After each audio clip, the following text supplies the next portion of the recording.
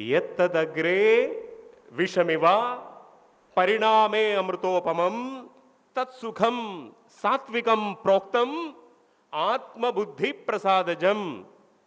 आज हम भगवत गीता के 18वें अध्याय के 37वें श्लोक पर चर्चा करेंगे।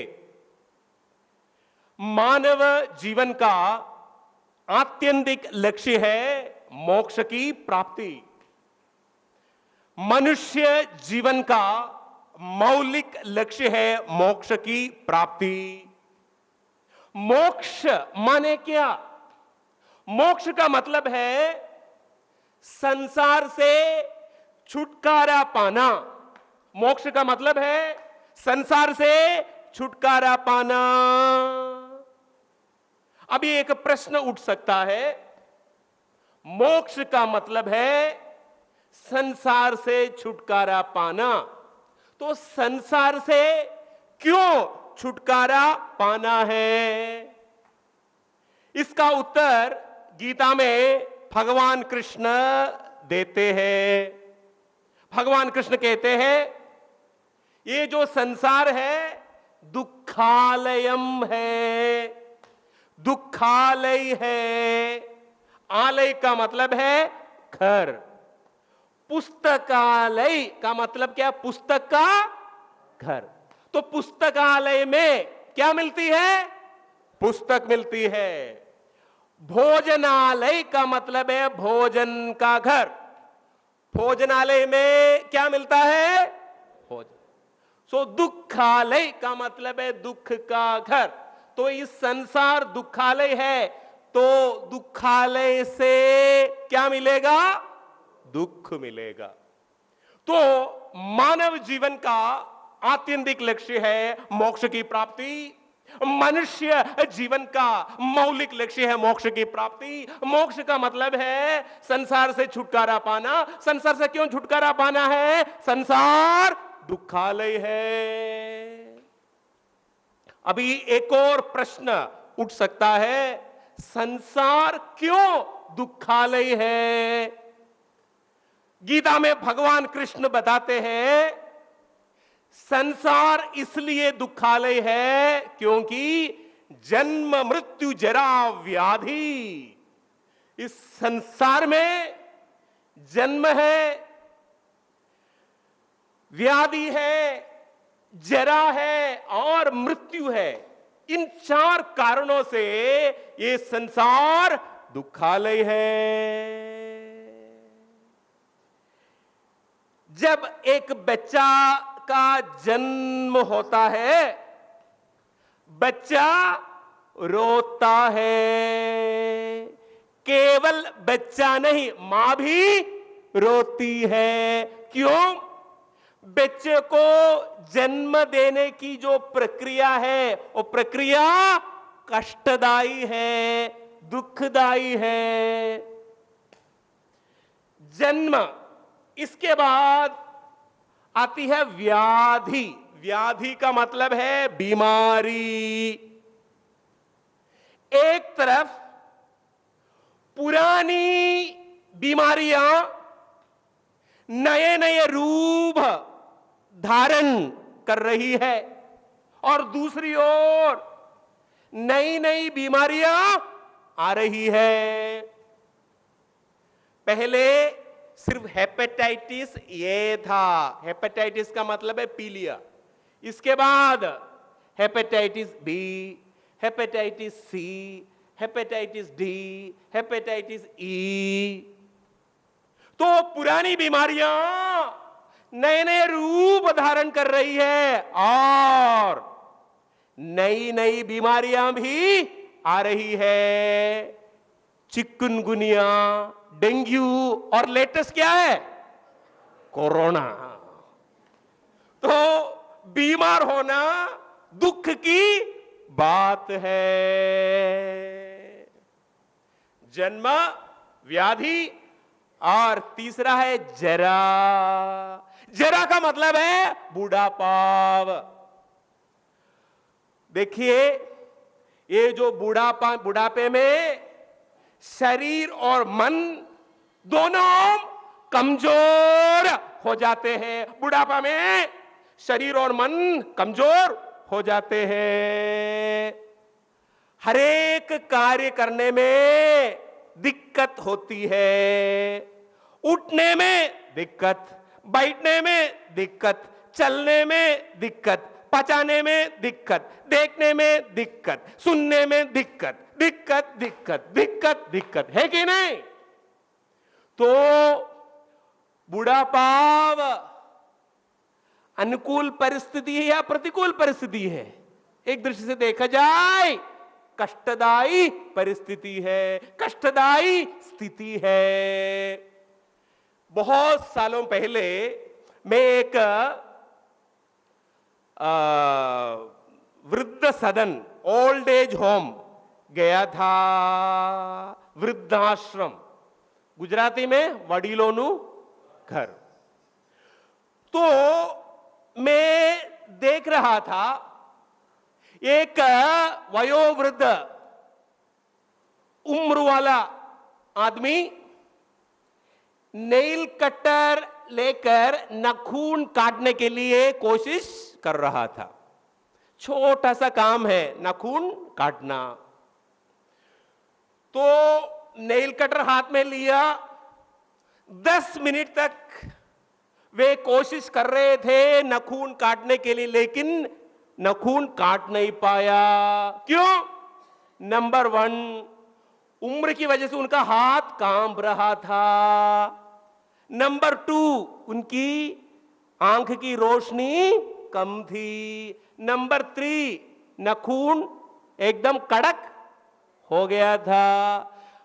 आदमी मैंने देखा वो वयोवृद्ध 10 मिनट तक कोशिश कर रहे थे। 10 मिनट तक कोशिश करने के बाद भी नाखून काट नहीं पाया। गुस्से में आकर नेल कटर को बाहर फेंक दिया। यह है बुढ़ापा। जन्म, व्याधि, जरा और मृत्यु। मृत्यु अति दुखदाई है, बोलने की जरूरत नहीं है। देखिए, जो सीनियर सिटीजन लोग इधर बैठे हैं, मैं सच बताना चाहता हूं, कड़वा सच है, उन लोगों के नोटिस आ चुके हैं। तो ये जो मृत्यु है कष्टदायी प्रक्रिया है। स्पेशली जो सीनियर सिटीजन लोग हैं, वृद्ध लोग हैं, जिसकी उम्र 60 साल के ऊपर है, नोटिस आ चुके हैं। एक आदमी के पास अचानक यमराज प्रकट हो गए। महाराज, क्या बात है? बेटा, मैं इसलिए आया हूं, तुम्हारा प्राण छीनने के लिए मैं आया हूं। महाराज, आपने कुछ चेतावनी नहीं दी। अभी कंपनी छोड़ने के पहले 3 महीनों का नोटिस पीरियड है, आपने कुछ चेतावनी नहीं दी। कम से कम चेतावनी के बाद आना चाहिए था ना। तो यमराज को कृपा आई, बोला ठीक है, मैं अभी तुमको 3 चेतावनी प्रदान करूंगा, इसके बाद मैं जरूर आने वाला हूं। ठीक है। काफी 16 सालों के बाद यमराज फिर उस व्यक्ति के सामने प्रकट हो गए। महाराज, आप 3 चेतावनी देने वाली थी, लेकिन कोई भी चेतावनी नहीं दी। यमराज ने बोला, किसने बोला चेतावनी नहीं दी? सबसे पहले तुम्हारा बाल सफेद हो गया, लेकिन तूने बाल को काला कर दिया। कुछ समय के बाद दांत गिर गया, तूने नकली दांत फिट कर दिया। और तीसरी चेतावनी, श्रवण शक्ति, सुनने की शक्ति कम हो गई, तूने मशीन लगा दी। अभी तेरा टाइम हो चुका है, चलो मेरे साथ। उनका प्राण छीन के यमराज चले गए। तो याद रखो, मानव जीवन का सर्वोच्च लक्ष्य है मौत को मौत देना। मतलब इस दुनिया में कभी भी वापस नहीं आना। क्यों वापस नहीं आना है? क्योंकि ये दुनिया, ये जगत, ये संसार दुखालय है। मोक्ष माने क्या? इस दुनिया में कभी भी वापस नहीं आना। कबीरदास कहते हैं, जब तू आया जगत में, जब तू आया जगत में, जग हंसे तू रोए। जब तू आया जगत में, जग हंसे तू रोए। ऐसी करनी कर चलो, तू हंसे जग रोए। कबीरा तू हंसे जग रोए। तो ऐसी करनी कर चलो, फिर इस दुनिया में वापस आना नहीं पड़े। ये बात है। अभी ध्यान से सुनने की बात है। मैंने बताया मानव जीवन का सर्वोच्च लक्ष्य है मोक्ष की प्राप्ति। अभी मोक्ष की प्राप्ति में अवरोध है, अड़चन है, ऑब्स्टकल है, सुखासक्ति। देखिए, मोक्ष की प्राप्ति में मुख्य रुकावट, अवरोध, अड़चन, ऑब्स्टकल क्या है? सुखासक्ति, भोगासक्ति, इंद्रियजन्य सुख के प्रति आसक्ति, विषयजन्य सुख के प्रति आसक्ति, संयोगजन्य सुख के प्रति आसक्ति, क्षणिक सुख के प्रति आसक्ति। नाम अलग अलग है लेकिन चीज एक ही है। तो मानव जीवन का सर्वोच्च लक्ष्य है, आत्यंतिक लक्ष्य है, मौलिक लक्ष्य है मोक्ष की प्राप्ति। इस मोक्ष की प्राप्ति में सबसे बड़ा रुकावट, अड़चन, अवरोध क्या है? सुखासक्ति। अभी ध्यान से सुनना, सुख के उपभोग और सुखासक्ति में अंतर है। एक होता है सुख का उपभोग और एक होता है सुखासक्ति। सुख का उपभोग मोक्ष की प्राप्ति में एक दृष्टि से देखा जाए अड़चन नहीं है, लेकिन सुखासक्ति मोक्ष की प्राप्ति में अवरोध है, अड़चन है, ऑब्स्टकल है। तो सुख का उपभोग और सुखासक्ति में अंतर क्या है मैं समझाता हूं। अभी एक व्यक्ति है, उनको रोज चाय चाहिए, सुबह उठते ही चाय चाहिए, चाय के बिना चलता नहीं। दूसरा एक व्यक्ति है, चाय मिले तो भी ठीक, नहीं मिले तो भी ठीक। तो पहला जो उदाहरण है, चाय बिना नहीं चलता, ये सुखासक्ति है। और मिले तो ठीक, नहीं मिले तो भी ठीक, ये क्या है? सुख का उपभोग है। सुखासक्ति में डिपेंडेंसी है, निर्भरता है।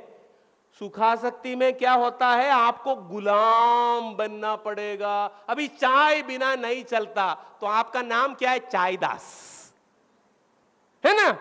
क्योंकि आप चाय के अंडर है ना, उसके बिना नहीं चलता।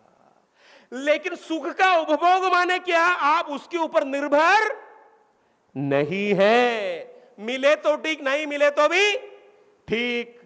ये बात कैसी है मैं उदाहरण से आपको समझाता हूं। देखो, अभी एक पुलिस वाला भी डंडा रखता है हाथ में, पुलिस वाला, है ना?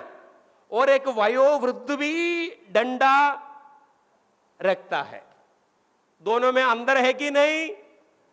पुलिस वाला डंडे के ऊपर निर्भर, लेकिन बूढ़ा डंडा बिना चलता नहीं, चल नहीं सकता।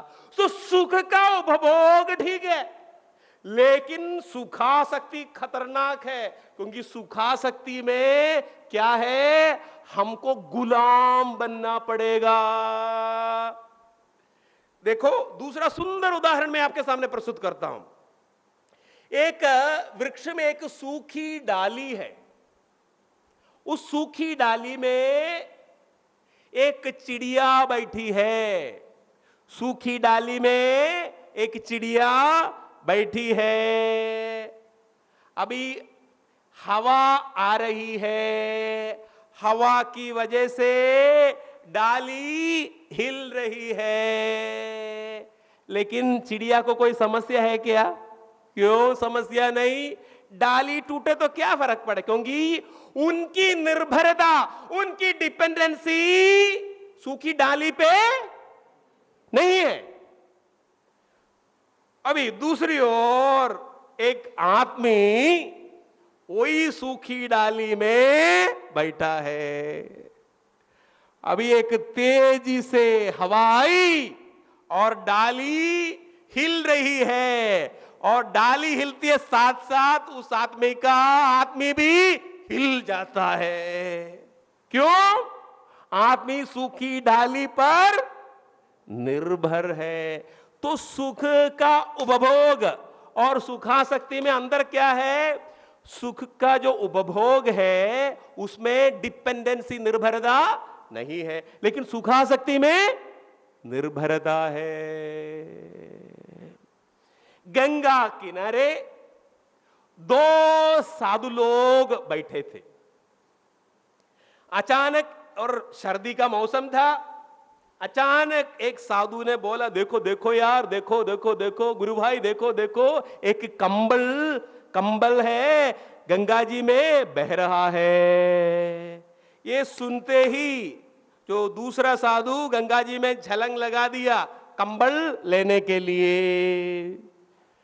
लेकिन पहले वाला साधु ने देखा वो कंबल लेके वापस नहीं आ रहे, कंबल के साथ वो भी बह रहा है। गुरु भाई जल्दी आओ यार, वापस आओ, छोड़ दो कंबल, छोड़ दो कंबल, छोड़ दो। तुरंत उन्होंने बोला, देखो मैं कंबल छोड़ना चाहता लेकिन कंबल मेरे को पकड़ा है। एक कैसे? वो कंबल नहीं था, एक भालू था, बैर था। तो सुखासक्ति में क्या है?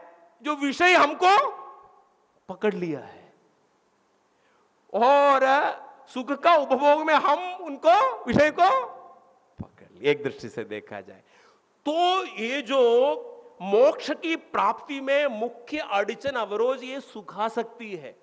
और याद रखो, ये सुखासक्ति आपके अंदर है, क्षणिक सुख के प्रति आसक्ति है, इंद्रियजन्य सुख के प्रति आसक्ति है, विषयजन्य सुख के प्रति आसक्ति है, संयोगजन्य सुख के प्रति आसक्ति है। तो याद रखो, ये आप आसक्ति रख के साथ साथ सत्संग, साधना, सेवा कितने भी करो, आप आगे बढ़ने वाला नहीं है। ये बात कैसी है? एक नाव है, नाव को रस्सी से बांध कर रखी है, और इसके बाद वो नाव चला रहा है। हाँ, थोड़ी सी नाव आगे बढ़ेगी, और आगे बढ़ने वाली है क्या? तो ये जो रस्सी क्या है? सुखासक्ति है, इसको काटना पड़ेगा। तो आज का विषय तो ये समझने की बात है। तो याद रखो, सुखासक्ति आपके भीतर है, आप विषयों का गुलाम हो। तो याद रखो, उसके साथ साथ साधना करने से आप आगे बढ़ने वाला नहीं है। एक सुंदर उदाहरण से ये बात को मैं समझाता हूं। पुराने जमाने में लोग बंदर को कैसे पकड़ते थे? देखिए, पुराने जमाने में क्या है, जो खेतीबाड़ी करते थे किसान लोग, तो कभी कभी बंदर आके नुकसान करते थे। तो इस बंदरों को कैसे पकड़ते थे? ध्यान से सुनना। एक बड़ा बर्तन रखता था, और बर्तन का मुंह छोटा होता है। बर्तन बड़ा है, मुंह छोटा है, और बर्तन के अंदर मूंगफली डाल देते थे। तो बंदर आके क्या करता है? हाथ बर्तन के अंदर डाल देता था और मूंगफली पकड़ लेती थी, और फिर मुट्ठी बंद करती है। अभी मुट्ठी बंद करने के बाद वो हाथ बाहर खींचता है। हाथ थोड़ा कुछ बाहर आएगा, लेकिन पूर्ण रूप से बाहर आने वाला है क्या? मुंह छोटा है ना, क्योंकि वो मूंगफली को पकड़ के रखा है। तो मुट्ठी बंद करके बहुत खींच रहा है, निकलने वाला है क्या? थोड़ा कुछ आगे आएगा, फिर इस अटक जाएगा। ऐसे ही आपके भीतर सुखासक्ति हो, क्षणिक सुख के प्रति सुखासक्ति हो, विषयजन्य सुख के प्रति सुखासक्ति हो, भोगासक्ति हो, इंद्रिय सुख के प्रति आसक्ति हो, संयोगजन्य सुख के प्रति आसक्ति हो, क्षणिक सुख के प्रति आसक्ति हो, आप आध्यात्मिक जीवन में आगे बढ़ नहीं पाएगा। देखिए, मैं बार बार बताता हूं, सुख का उपभोग में कोई समस्या नहीं। समस्या किसमें है? सुख की आसक्ति में। अभी आज का इस श्लोक में भगवान कृष्ण सुख के बारे में गहराई में समझा रहे हैं। भगवान कृष्ण बताते हैं 3 प्रकार के सुख होते हैं, सात्विक सुख, राजसिक सुख और तामसिक सुख। अभी सात्विक सुख माने क्या? सात्विक सुख के बारे में भगवान कृष्ण बता रहे हैं कि आत्मबुद्धि प्रसादजम।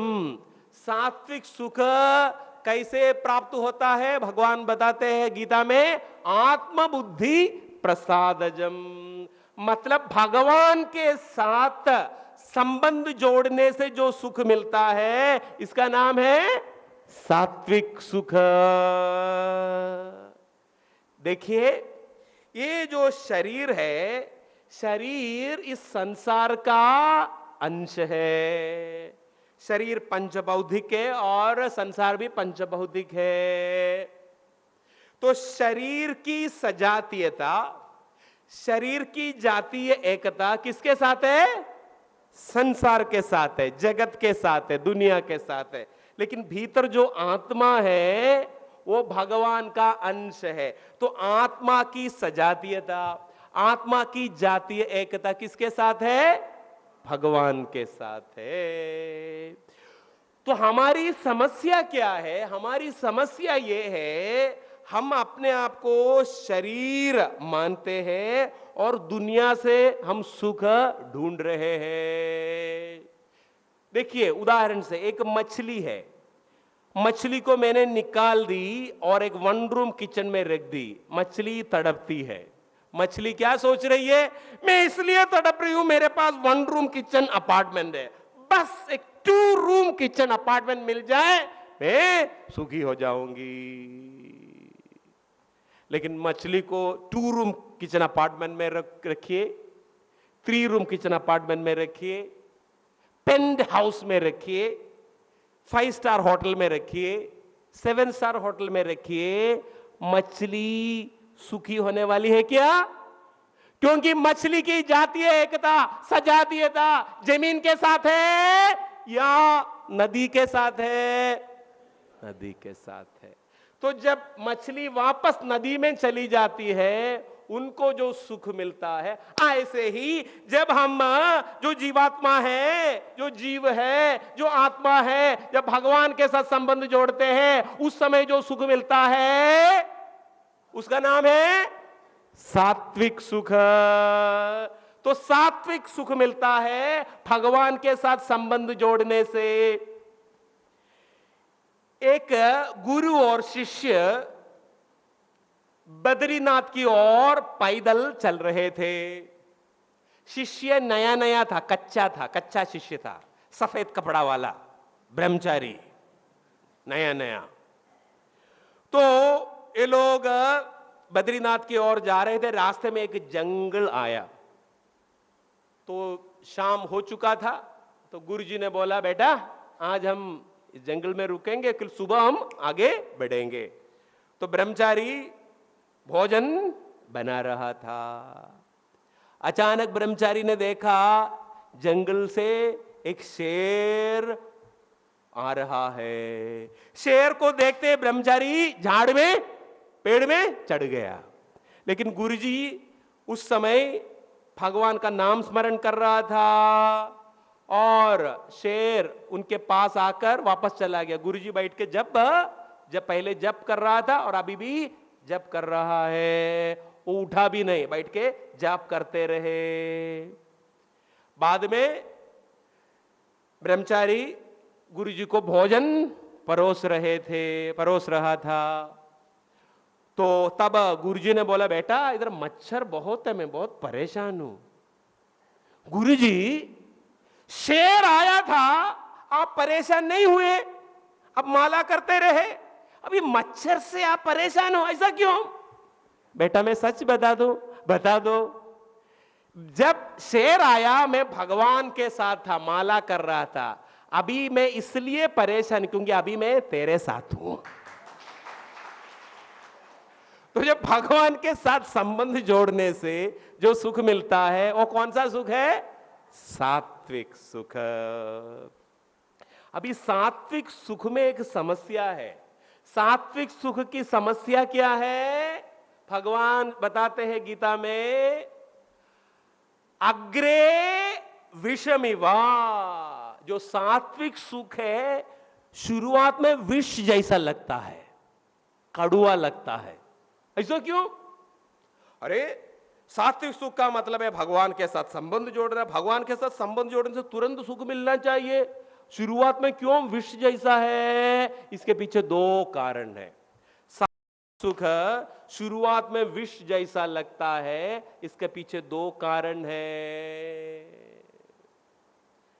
शुरुआत में विष जैसा लगेगा, लेकिन बाद में परिणामे अमृतोपमम, बाद में अमृत बन जाते, लेकिन शुरुआत में कड़वा लगता है, विष जैसा लगता है। ऐसा क्यों? इसके पीछे दो कारण है। पहला कारण यह है, ये जो सात्विक सुख है आभ्यासिक सुख है, यानी शुरुआत में आपको अभ्यास करना पड़ेगा।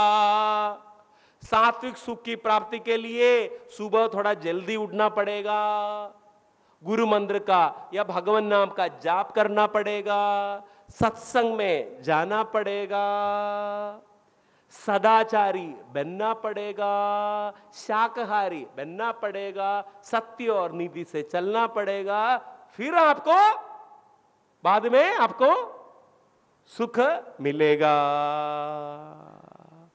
लेकिन शुरुआत में अच्छा लगता है। अभी हम सबको सुबह 4 बजे उठने का माला करने के लिए अच्छा लगेगा क्या? अच्छा लगता है? नहीं।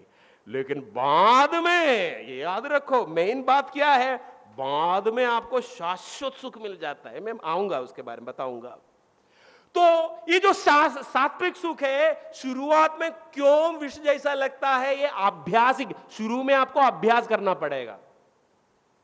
मेरी बात मैं बताता हूं, 15-20 साल पहले की बात है।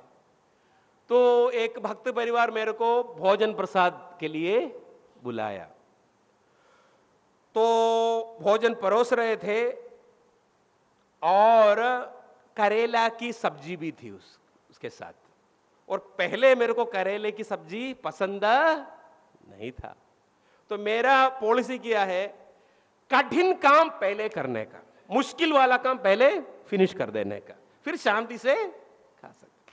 तो पहले मैंने करेले की सब्जी को टारगेट कर दिया, पूरा इसको फिनिश कर दिया, अभी आराम से बाकी सब खाऊंगा। अभी वो भक्त परिवार ने क्या सोचा, स्वामी जी को करेला बहुत पसंद, पहले ही वो खत्म कर दिया, फिर भर दिया। और मेरा पॉलिसी क्या है, जो कठिन काम पहले करने का, फिर मैं उसको फिनिश कर दिया, फिर भर दिया। अभी बाद में क्या हुआ, उन लोग ने दूसरे सब भक्तों को बताया, स्वामी जी को करेले की सब्जी बहुत पसंद है, कभी भी बुलाएंगे ना करेले की सब्जी बना देना। बाद में ऐसी स्थिति हो गई, 10 बार में ऐसे करेले की सब्जी खाने के बाद अभी कोई मेरे को पूछेगा, स्वामी जी सबसे पसंदीदा सब्जी क्या है, मैं बोलूंगा करेला की सब्जी है। तो शुरू में कड़वा लगता है, बाद में अच्छा लगता है, ये बात है। मैं आपको ये समझाने के लिए कोशिश कर रहा हूं, जो सात्विक सुख है, जो असली सुख है, शुरुआत में विष जैसा लगता है। पहला कारण क्या, ये अभ्यास है। और दूसरा कारण क्या है, देखिए हमारे अंदर जो सुखासक्ति है, भोगासक्ति है, इंद्रियजन्य सुख के प्रति जो आसक्ति है, ये अनेक जन्मों से है, अनेक जन्मों का ये संस्कार है, इसलिए हमारे भीतर है। बाहरी दृष्टि से हम कुछ भी छोड़ दें, लेकिन अंदर ये संस्कार रहता है, सुखासक्ति का संस्कार। इसकी वजह से शुरू शुरू में हमको आनंद नहीं मिल रहा है। ये बात कैसी है, मैं आपको ध्यान से सुनिए। एक चीनी का गोदाम था, गोडाउन, चीनी का गोडाउन। तो एक चींटी उधर रहती थी। उस चींटी को मिलने के लिए दूसरी एक चींटी आई, किधर? चीनी का गोडाउन में। जो दूसरी वाली चींटी नमक वाला गोडाउन में रहती थी। तो दोनों बातें कर रहे थे, और जो चीनी वाला गोडाउन में जो चींटी रहती थी, उन्होंने चीनी का एक टुकड़ा दूसरी चींटी को दे दिया। और ये पहली वाली चींटी बोल रही, दूसरी वाली चींटी बोल रही थी, यानी जो चीनी का गोडाउन वाली चींटी बोल रही थी, देखो ये जो चीनी है एकदम मीठा है, तुम नमक के गोडाउन में रहती हो, नमक खारा है, ये तो एकदम मीठा है, खा के देखो करके एक टुकड़ा दे दिया। और नमक गोडाउन में रहने वाली चींटी उसको मुंह में रख दिया, और फिर बोलने लगी, मोटी बहन कुछ फर्क नहीं है, ये भी खारा है।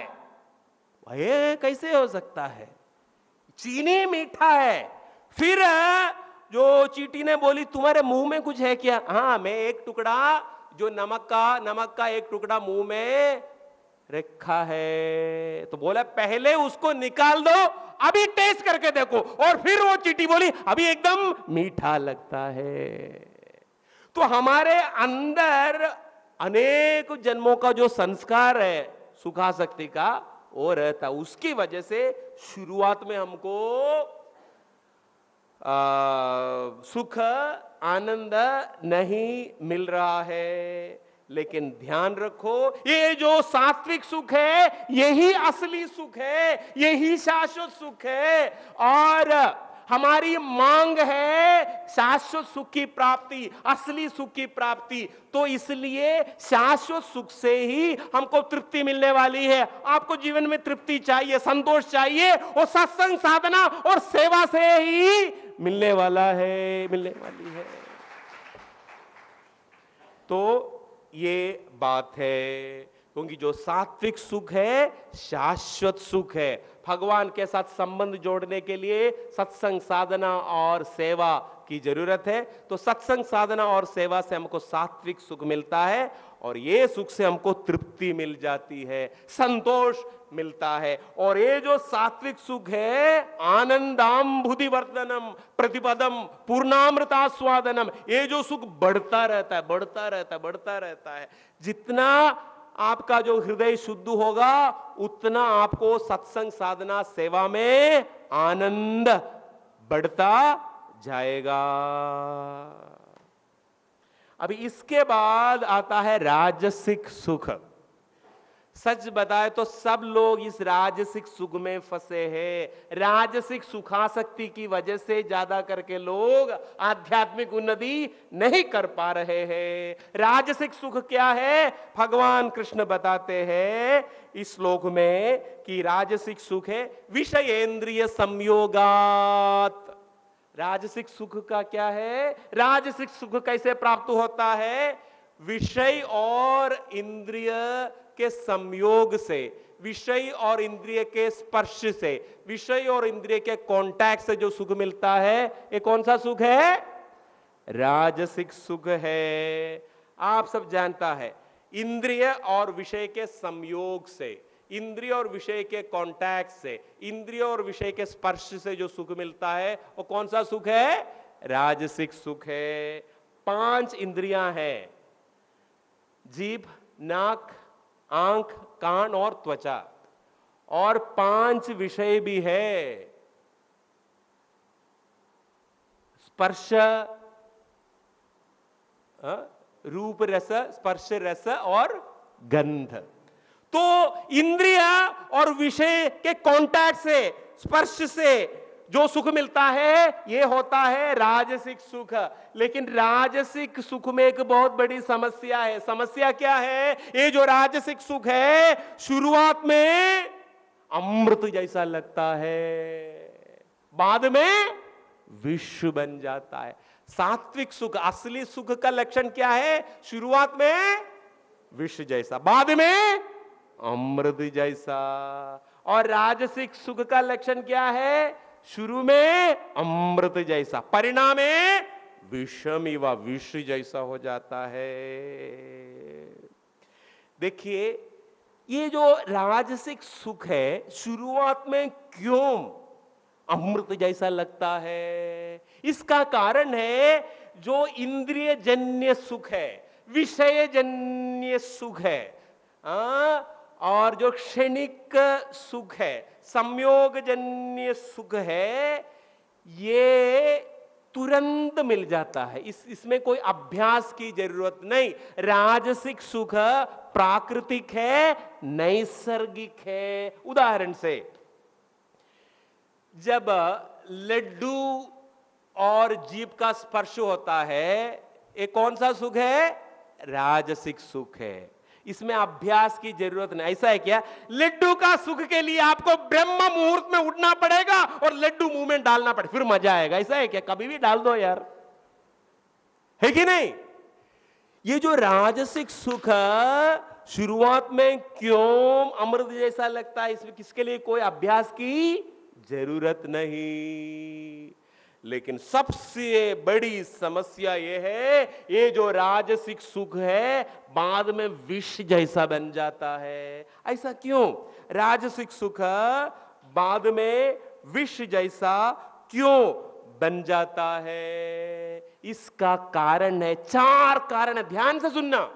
ये जो राजसिक सुख के बारे में हम विस्तार से चर्चा करने वाले हैं, इसका मुख्य कारण है हम सब लोग इस राजसिक सुखासक्ति में फंसे हैं। इसकी वजह से जो आध्यात्मिक उन्नति नहीं कर पा रहे, इस लक्ष्य से हम इसको समझाने के लिए कोशिश करेंगे।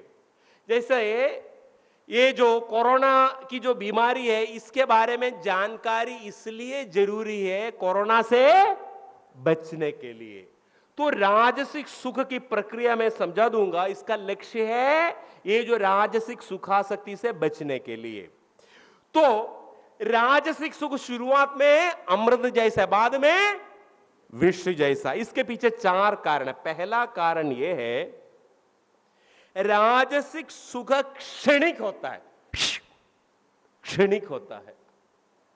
जैसे एक लड्डू मैंने लिया और मुंह में डाल दिया, जब लड्डू और जीभ का स्पर्श होता है 2-3 सेकंड के लिए मजा आता है, सुख मिलता है।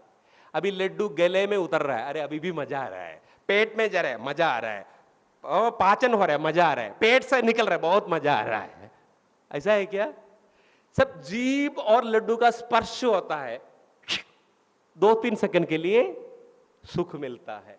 और जो जीवात्मा है उसकी मांग क्या है? हमारी मांग क्षणिक सुख है, शाश्वत सुख है? हमारी मांग शाश्वत सुख है। देखिए, एक क्षणिक सुख क्या है, सुंदर उदाहरण से मैं समझाता हूं। एक आदमी एक रेगिस्तान में, डेजर्ट में फंस गया। पूरा दिन वो रेगिस्तान में घूम रहा था, पानी खत्म हो गया, बहुत प्यास लगी है, बहुत यानी बहुत प्यास लगी है। तो कोई आके उनको एक बूंद ठंडा पानी मुंह में डाल दिया। अभी उनकी प्यास बुझने वाली है, बढ़ने वाली है।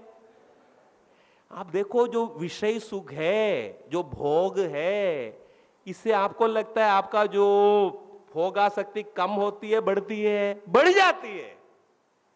क्योंकि आपकी मांग क्या है? एक बोतल पानी है, लेकिन मिलता है एक बूंद।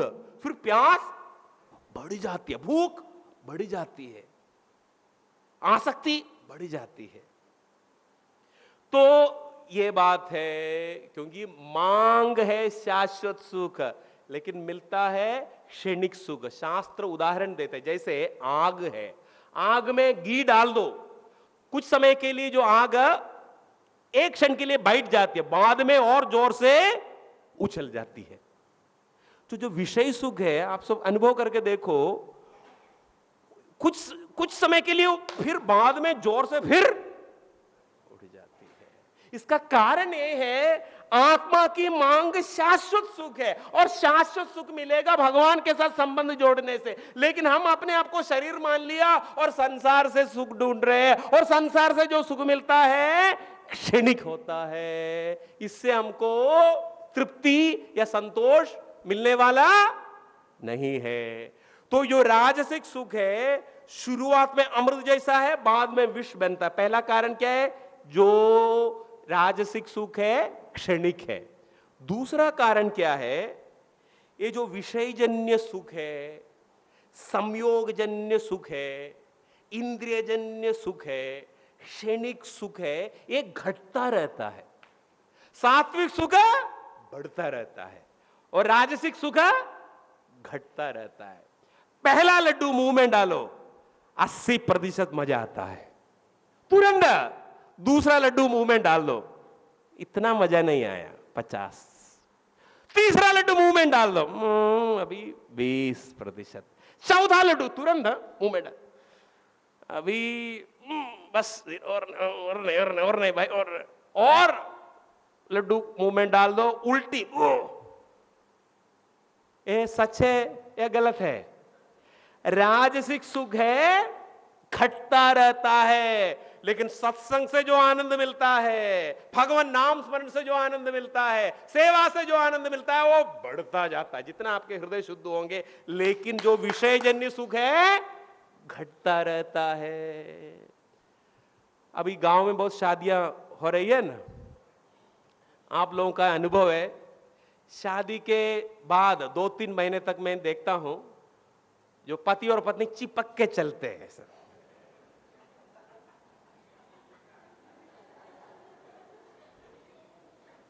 ठीक है ना? ये 3 महीने तक की बात है, और 3 साल के बाद कम से कम 5 फुट दूरी, कीप डिस्टेंस। क्यों? राजसिक सुख। एक लड़का और लड़की की शादी हो गई। अभी शादी के 1 हफ्ते के बाद दोनों एक रास्ते से चल रहे थे। शुरू में प्रेम बहुत है ना, 1 हफ्ता ही हुआ है, तो रास्ते में आगे एक कांटा दिखाई दिया। तो पति को लगा शायद वो कांटा मेरी पत्नी के पैर में घुस जाएगा। तो कांटा को देखते पति दौड़ता है, जैसे ओलंपिक में हो, दौड़ के कांटे। ये 1 हफ्ते के बाद की बात है। अभी 1 साल हो गई शादी के बाद, पति और पत्नी वही रास्ते से दोनों चल रहे हैं, और एक कांटा दिखाई दिया। पति अभी क्या बोलता है? देख के चलो, देख के चलो, देख के चलो। अभी शादी के बाद अभी 3 साल बीत गया है। 3 साल के बाद दोनों वही रास्ते से चल रहे हैं। पति क्या बोल, तेरे को आंख नहीं है क्या? तो ये जो राजसिक सुख है, ये राजसिक सुख घटता रहता है। तो मैं आपको यह समझाने के लिए कोशिश कर रहा हूं, जो राजसिक सुख शुरू में अमृत जैसा लगता है, बाद में विष बन जाता है। पहला कारण क्या? राजसिक सुख क्षणिक होता है, और दूसरा कारण क्या? ये घटता रहता है। देखिए, इवन आपको सुख का उपभोग करना हो, सुखासक्ति नहीं, सुख का उपभोग करना हो, तो संयम के साथ आपको जीना पड़ेगा। जो संयम के साथ आप जिए तो आप सुख का उपभोग कर सकते हैं, वो ठीक है। लेकिन संयम बिना आप बार बार सुख भोगे तो एक ऐसी दशा आती है, इसका नाम है तटस्थीकरण, न्यूट्रलाइजेशन। कोई भी विषय सुख हो, आप संयम बिना बार बार भोगते हो, फिर एक स्थिति आ जाती है, उसका नाम है तटस्थीकरण या न्यूट्रलाइजेशन। न्यूट्रलाइजेशन माने क्या? देखो, न्यूट्रलाइजेशन का मतलब है सुख भोगने से आपको मजा नहीं, लेकिन सुख के बिना आपको तकलीफ होती है, नींद नहीं आएगी। उदाहरण से आपको समझाता हूं। एक आदमी एक ग्लास दारू या शराब आदमी पीता है और एक ग्लास पीने से उनको मजा आया। फिर क्या होता है, बार बार पीने से क्या होता है, उतना मजा के लिए उनको 2 ग्लास, काफी लोग अनुभवी लोग होंगे इधर शायद, पहले उतना मजा के लिए आपको 2 ग्लास पीना पड़ेगा। फिर बार बार पीने से फिर क्या होता है, उतना मजा मिलने के लिए पूरी बोतल पीना पड़ता है। बाद में ऐसी दशा होती है, पूरी बोतल पीने के बाद भी मजा नहीं, लेकिन इसके बिना परेशान हो जाएगा, हाथ कांपेगा, परेशान हो जाएगा। देखा है क्या? तो इसलिए याद रखो, ये जो राजसिक सुख है ये घटता रहता है। शुरू में अमृत जैसा, बाद में विष बन जाता है। तो राजसिक सुख शुरुआत में अमृत जैसा, बाद में विष बनता है। इसका तीसरा कारण है, ये जो विषयी सुख है, इंद्रियजन्य सुख है, इसमें निवेश, इन्वेस्टमेंट बहुत ज्यादा है, लेकिन नफा या रिटर्न बहुत कम है। ध्यान से सुनिए इसकी प्रक्रिया। आपको विषय सुख भोगने की इच्छा हो, वो क्षणिक है, फिर भी वो क्षणिक सुख भोगने के लिए 3 चीजों को लय में लानी पड़ेगी। एक नहीं, 3 चीजें लय में लाने की जरूरत, एक ही लय में लाने की जरूरत है। क्या क्या है, उदाहरण से आपको समझाता हूं। अभी एक लड्डू का मजा लेना हो, सबसे पहले आपकी जो जीभ है अच्छी कंडीशन में होनी चाहिए, जो इंद्रिय अच्छी कंडीशन में होनी चाहिए। फिर मूड होना चाहिए, अनुकूल मनस्थिति चाहिए। और तीसरा, विषय वस्तु भी बढ़िया होना चाहिए। कोई भी विषय सुख प्राप्त करने के लिए तीनों चीजों को लय में लाने की जरूरत है। नंबर 1 वो क्या है, इंद्रिय अच्छी कंडीशन में होनी चाहिए। नंबर 2 मूड चाहिए, अनुकूल मनस्थिति चाहिए। नंबर 3 जो विषय वस्तु है वो भी बढ़िया होनी चाहिए। उदाहरण से लड्डू का आनंद लेना हो, सबसे पहले आपका जो जीभ है अच्छी कंडीशन में होनी चाहिए। अभी एक व्यक्ति है, उनके सामने देसी घी का लड्डू है, गरमा गरम देसी घी का लड्डू, और खाने की इच्छा भी है, मूड में भी है, लेकिन एक समस्या है, जीभ में फोड़ा हो गया, बोलने में तकलीफ, फोड़ा हो गया, फोड़ा। जीभ में फोड़ा आने से आप लड्डू का मजा ले सकते हैं क्या? नहीं। अभी दूसरी बात, देसी घी का गरमा गरम लड्डू सामने है, जीभ भी अच्छी कंडीशन में है, खाने के लिए तैयार, मूड भी है, खाने के लिए तैयार। अचानक फोन में रिंग बजा, फोन उठाया, आपको यह समाचार मिला कि आपका जो खास दोस्त है उनका एक्सीडेंट हो गया। अभी मूड ऑफ हो गया, अभी खाने में मजा आएगा? हाँ?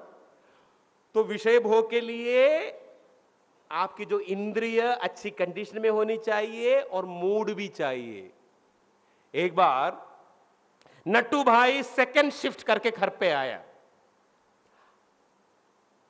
और आने के बाद उन्होंने बोला, नहीं सेकंड शिफ्ट नहीं, फर्स्ट शिफ्ट करके आया, लगभग 3 बजे घर आया। घर आने के बाद उन्होंने रेशु बहन को, मिसेस को बोला, रेशु फटाफट चाय बना दे, फटाफट। अभी 10 मिनट हो चुका है, 20 मिनट हो चुका है, आधे घंटे के बाद भी चाय आई नहीं। तुरंत नट्टू भाई ने रेशु बहन को पूछा, रेशु दूध नहीं है क्या? है। चाय है। चीनी नहीं है क्या? है। फिर क्या नहीं है? मेरा मूड नहीं है। काफी पुरुष लोग जोर से अनुभव होगा शायद। तो कोई भी विषय भोगने के लिए पहली कंडीशन क्या है? इंद्रिय अच्छी कंडीशन में होनी चाहिए। नंबर 2 मूड चाहिए। नंबर 3 ध्यान से सुनना, जीव अच्छी कंडीशन में है, खाने का मूड भी है, लेकिन लड्डू ठीक से बनाया नहीं। मजा आएगा खाने में? नहीं आएगा। तो आप देखो, ये जो राजसिक सुख से आपको क्या मिलता है? क्षणिक सुख मिलता है। एक क्षणिक सुख में कितनी मेहनत है, इन्वेस्टमेंट बहुत ज्यादा है, लेकिन रिटर्न बहुत कम है। करोड़ों रुपया डाल दिया, लेकिन मिलता है 1000 रुपया रिटर्न। समझ में आता है ना? देखिए, एक और उदाहरण से आपको समझाता हूं। ये बात कैसी है, मैं ये समझाने के लिए कोशिश कर रहा हूं। राजसिक सुख में निवेश ज्यादा है, रिटर्न कम है। एक आदमी नर्मदा जी की परिक्रमा कर रहा था, तो किसी ने देखा, वो परिक्रमा, नर्मदा परिक्रमा 3 साल लगता है इसके लिए। तो परिक्रमा वाला है, परिक्रमावासी है, उनके सिर पे एक पलंग भी था। पलंग लेके चल रहा था सिर पे रख के, परिक्रमा में, पैदल परिक्रमा में। किसी ने बोला, अरे यार, तुम पलंग लेके क्यों चलते हो परिक्रमा में? रोज 25 किलोमीटर चलने का है तेरे को, और इतना तुम चलते हो, 5 मिनट में तुम सो जाओगे, है ना? रोज 25-30 किलोमीटर चलने का है। 5 मिनट लेटने से 5 मिनट लेटने के 5 मिनट बाद ही नींद आ जाती है। फिर ये पलंग लेके तुम क्यों चलते हो? तो आदमी बोलता है, बात सही है, 5 मिनट में मेरे को नींद है, लेकिन जो 5 मिनट मेरे को बहुत मजा आता है, इसलिए मैं पूरा दिन पलंग उठाकर चलता हूं। तो ये जो रजोगुण है, राजसिक सुख है, इसमें निवेश बहुत ज्यादा है, लेकिन रिटर्न बहुत कम होता है। मैं आपको ये समझाने के लिए कोशिश कर रहा हूं कि जो राजसिक सुख है, शुरू में अमृत जैसा लगता है, बाद में विष बनता है। पहला कारण क्या है? ये जो राजसिक सुख क्षणिक होता है। दूसरा क्या है? राजसिक सुख घटता रहता है। तीसरा कारण, इसमें निवेश ज्यादा है, लेकिन नफा कम है। और चौथा कारण है, ध्यान से सुनिएगा ये बात, चौथा कारण ये है, इंद्रिय सुख, विषय सुख के दबाव में आके लोग आत्मा की आवाज की अनदेखी करते हैं। हमेशा याद रखो, जो व्यक्ति आत्मा की आवाज के अनुरूप चलता है, उनका मन शांत रहेगा। जिसका मन शांत है वो सुखी है, जिसका मन शांत है वो स्वर्ग में रहता है, जिसका मन अशांत है वो नरक में रहता है। अभी आत्मा की आवाज के विरुद्ध आप कुछ करने से आप अपने भीतर पांडवों को खड़ा करता है और कौरवों को भी। आत्मा की आवाज पांडव है, इसके विरुद्ध आप कुछ करेगा तो कौरव को भी खड़ा कर दिया। जिसके भीतर पांडव और कौरव है, क्या होने वाला है? महाभारत, यानी मन की अशांति। आपका मन अशांत हो, आपके पास गाड़ी, बंगले, बैंक बैलेंस सब कुछ है, लेकिन आपके पास कुछ भी नहीं है। अशांतस्य कुतः सुखम, भगवान बोलते जिसका मन अशांत है उनको सुख कैसे मिलेगा? तो जो क्षणिक सुख है, इंद्रिय सुख क्षणिक है, इतना ही है, क्षणिक सुख है। उस क्षणिक सुख के लिए आप आत्मा की आवाज की अनदेखी करके गलत काम करते हो तो आप दुखी हो जाएगा। एक सच्ची घटना मैं आपको सुनाना चाहता हूं। लगभग 8 साल पहले की बात है। एक आदमी मेरे को मिलने के लिए आया। आप सब जानते हैं, दिन में भोजन करने के बाद 12 बजे मैं फिर थोड़ा आराम करता हूं और किसी को मिलता नहीं हूं। लेकिन उस दिन लगभग 1 बजे किसी ने मेरे को जगाया, बोला, स्वामी जी कोई आदमी आपको अर्जेंट मिलना चाहते हैं। तो मैं उस आदमी के पास गया और पूछा, आपकी क्या प्रॉब्लम है, क्या समस्या है? बोला, स्वामी जी मैं बहुत परेशानी में हूं। बोला, आपकी परेशानी क्या है? फिर उन्होंने बताया, स्वामी जी मैं सूरत में रहने वाला हूं, मैं जमीन की दलाली का काम करता हूं और मेरे को पैसा की कोई कमी नहीं है, बंगला गाड़ी सब कुछ है, लेकिन स्वामी जी अभी एक समस्या है। मैं बोला क्या समस्या है? स्वामी जी मेरी पत्नी है और मेरे एक बेटा और बेटी है, दोनों स्कूल में पढ़ाई करते हैं। कुछ महीने पहले मेरा संपर्क कांटेक्ट एक विधवा से हुआ। स्वामी जी मैं सच बताना चाहता हूं, सुखासक्ति की वजह से मैं बार बार उनके पास जाता रहा और अभी ऐसी स्थिति है, वो औरत बोल रही है मैं तुम्हारे बिना रह नहीं सकती हूं, तू मेरे को घर लेके चलो। और उस विधवा को 3 बच्चे भी है, छोटे छोटे बच्चे भी है।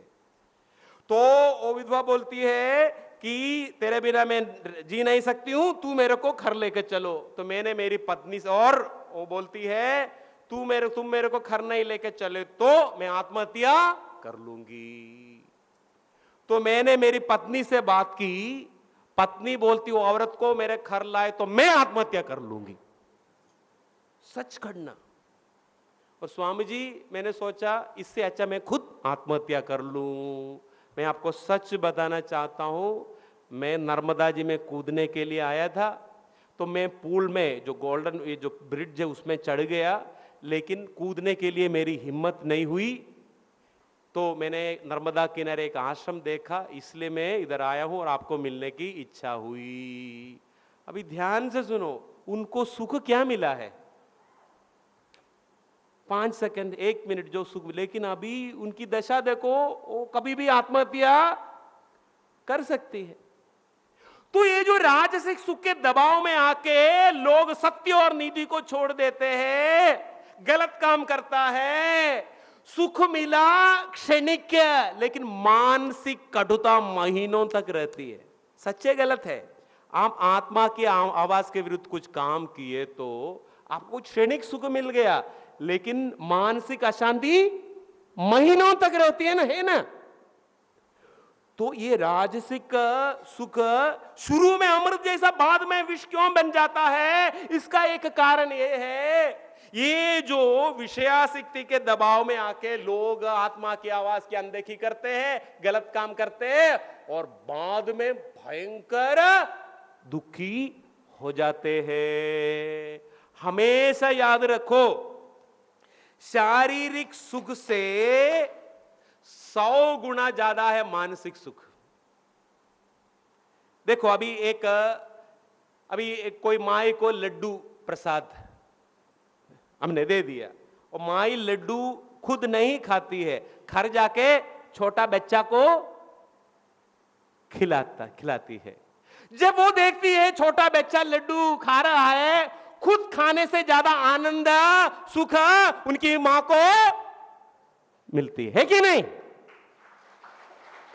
इसका कारण क्या है? शारीरिक सुख से ज्यादा है मानसिक सुख। और राजसिक सुख क्या है? ज्यादा इंद्रिय जन्य सुख है। आपको सुख मिला क्षणिक सुख, 1 मिनट का सुख, लेकिन मानसिक परेशानी कटुता महीनों तक। याद रखो, गलत काम करने के पहले टेंशन कोई देख रहा है क्या? करते समय टेंशन कोई देख रहा है क्या? करने के बाद अरे कभी भी ये बाहर आएगा क्या? अरे भाई फिर क्यों? तुमको मिला क्या? क्षणिक सुख, लेकिन मानसिक अशांति, तेरे को नरक में रहना पड़ेगा महीनों तक, शायद सालों तक।